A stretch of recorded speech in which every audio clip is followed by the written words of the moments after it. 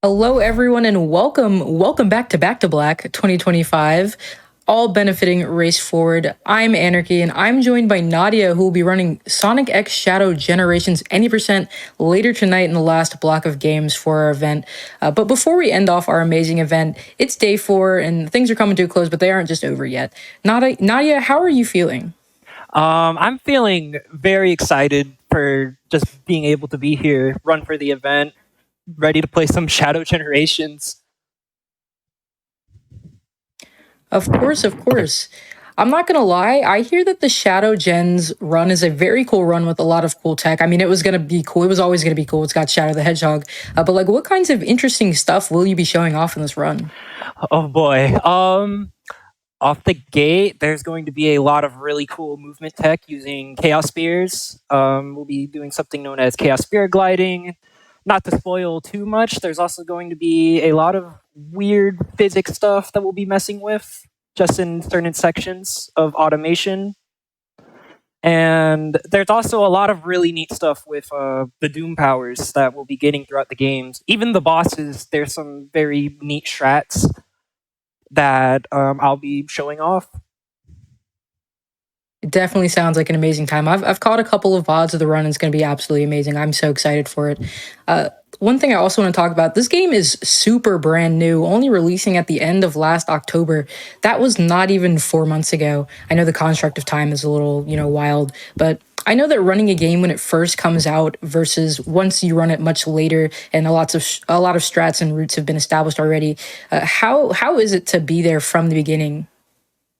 Um, it's honestly been compared to Sonic Frontiers, at least for me. It felt a lot more relaxed for Shadow Generations, even as new stuff was being found and broken. Like it got established really early on that we would be using a lot of Chaos Spear gliding, or very certain big tricks would already be involved, and it's slowly over time just became more minor optimizations, but even like just pretty good from the get go, I'd say.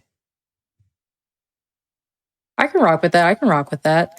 I also heard from a little hedgehog that early on in the game's history, you actually had a world record for Shadow Gens any percent. And I don't care what anybody says, a record is a record is a record. So, how did that feel?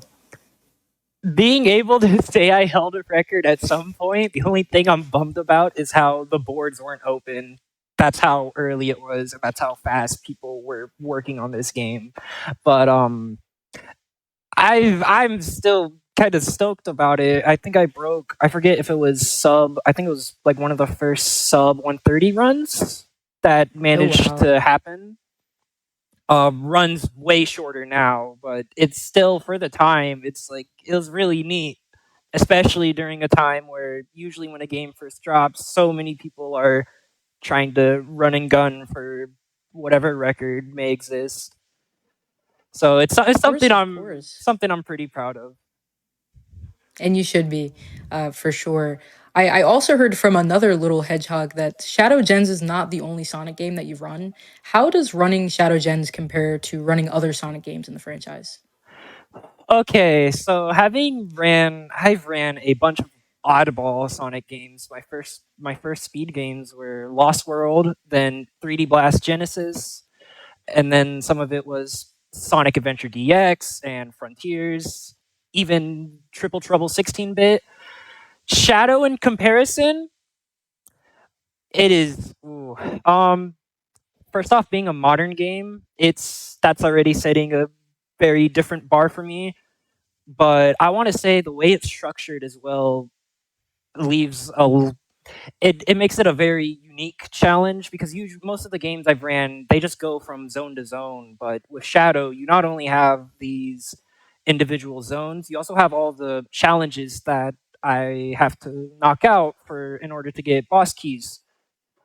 So, and even those challenges, some of them they got hands. I'm not gonna lie, they're short and sweet, but they can. Ugh. No, I get that 100%. 100%. Um, I will want to say, while we're on the topic of multi Sonic games, if you had to pick a favorite Sonic game, what would it be? Hard question. Actually, no, I lied. I'd say Shadow Generations specifically. Probably my favorite Sonic game for sure. Not even a contest at this point. It's definitely the most polished, in my opinion, as some of the most satisfying movement. Some of the mechanics are just really fun. I love all the stages. I love all the bosses. Just the music, the story, everything about the game's like one nice big package. Especially coming right out of like this game being released right after Frontiers and Superstars. While great games, I still love those games. It is still insane how well done Shadow Generations was. So I'm very glad to say it's probably my favorite game in the Sonic series. And I'm so glad that you're here at Back to Black running the game. One last quick question before we end off our interview Mhm. here. If you had to pick a favorite Sonic character, and I feel like we both might know the answer to this one already, but if you had to pick a favorite Sonic character, who would it be? Might be a little obvious, just not based on what I have right now, but definitely Shadow. Shadow just kind of became my favorite character the more I started running the game. I even started checking out SA2. I was super stoked when he was in um, Sonic 3 for the movie. I honestly want to go out of my way to play the original Shadow the Hedgehog just to say I did. I do want to give an honorable mention to Fang the Sniper though. I love that guy. I wish there was more of him, but I would guess Shadow 100%. Definitely my favorite. I'm praying he shows up in like the next Smash game or something. Or there you go. You heard it here first. Shadow the Hedgehog, best character. Good answer. But Nadia, thank you so much again for interviewing with me. You are going to crush it later tonight. But chat, I fear that is going to be it for me. This was actually my last interstitial segment of Back to Black 2025. So I just want to take the time to thank PT, Limey, and Mello all for trusting me with you all, as well as Bobby for absolutely rocking it on all of our segments together. It might be the last day of the event, but it's not over by any means yet. We still have a lot of money to raise, left to raise for Race Forward, which is, of course, more important now than ever. I have been Anarchy, and please stay tuned for more Black Excellence and Black Joy. I'm going to throw it over now to PT and the prize goat sent for another prize segment.